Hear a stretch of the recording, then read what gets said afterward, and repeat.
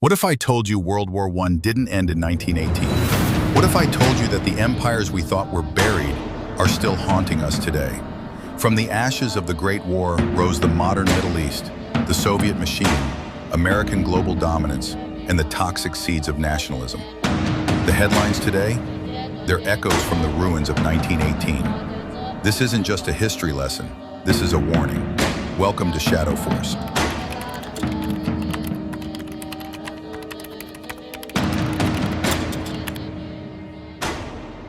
Wait, you think you already know the truth about the Middle East? Think again. This isn't just a story of war, oil, and religion. It's a game of power, scripted by empires, funded by fear, and edited by silence. The US didn't just step in. It helped redraw borders, prop up dictators, and trigger revolutions. So, before you scroll away, ask yourself, what if everything you've been told was the cover story? Welcome to Shadow Force, where we don't just retell history, we expose the shadow behind it.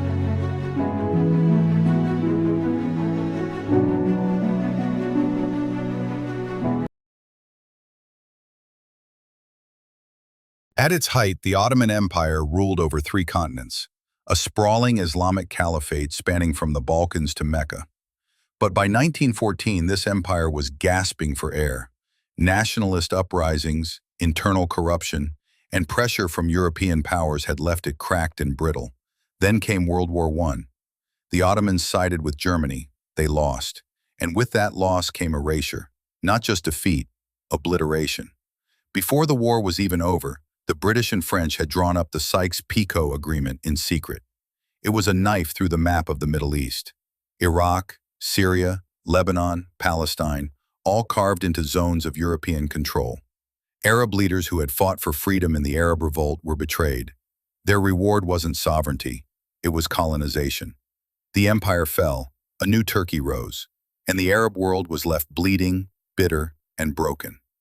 Today's endless instability in Iraq, Syria, and Palestine, you can trace it straight back to this moment.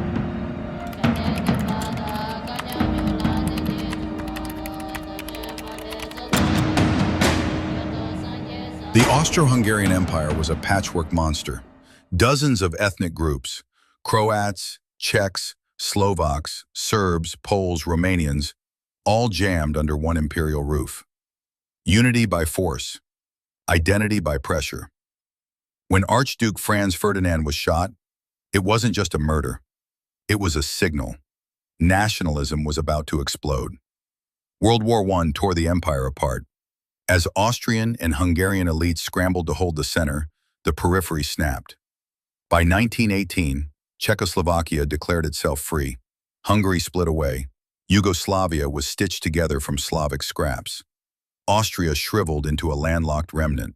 It wasn't peace, it was fragmentation. And in the chaos that followed, new lines were drawn, and old hatreds fed. The Balkans didn't find stability, they found more war. And nearly a century later, the scars of this collapse still burn. Ask Bosnia, ask Kosovo, ask Ukraine.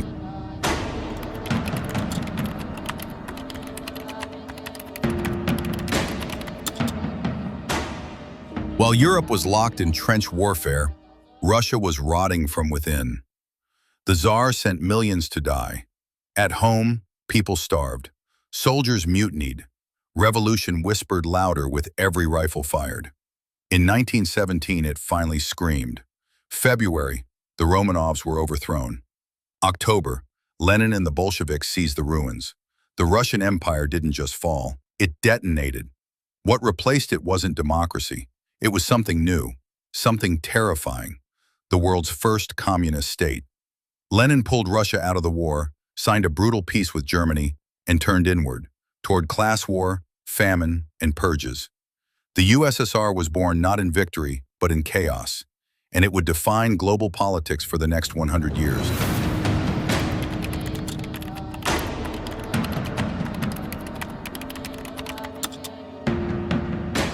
The US entered World War I late, but left with the most power.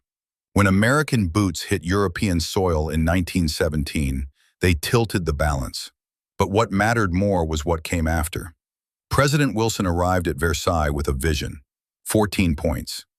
Self-determination, open diplomacy, a League of Nations. It was idealism versus revenge, and idealism lost. France wanted Germany punished. Britain wanted its empire protected. And America? It wanted influence, quietly. Wilson left without getting the U.S. into the League, but America had already won where it mattered. Economically, it emerged supreme. Politically, it became a silent architect of the new world. The old empires were gone. The new power was across the Atlantic.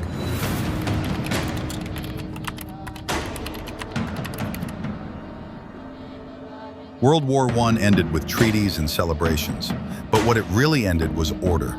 The Ottoman Empire's fall birthed the Middle East quagmire. The Austro-Hungarian collapse unleashed nationalism as a weapon.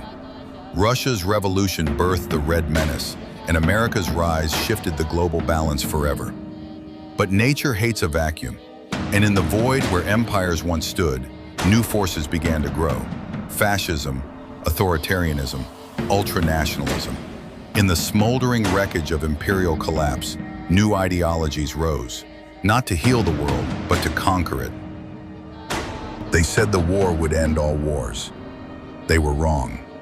What the Great War really did was break the bones of the old world, and the monsters that crawled from its grave were far worse. In the next episode of Shadow Force, we trace the birth of fascism and how wounded nations gave rise to tyrants. Until then, share this episode with someone who only knows the textbook version of history. Subscribe to Shadow Force for deeper truths, cinematic war storytelling, and connections they don't want you to see. History didn't end. It mutated. If you believe military history shaped our world, then you've already joined the force. Hit like, subscribe, and share the mission. Shadow Force continues, and the next chapter awaits.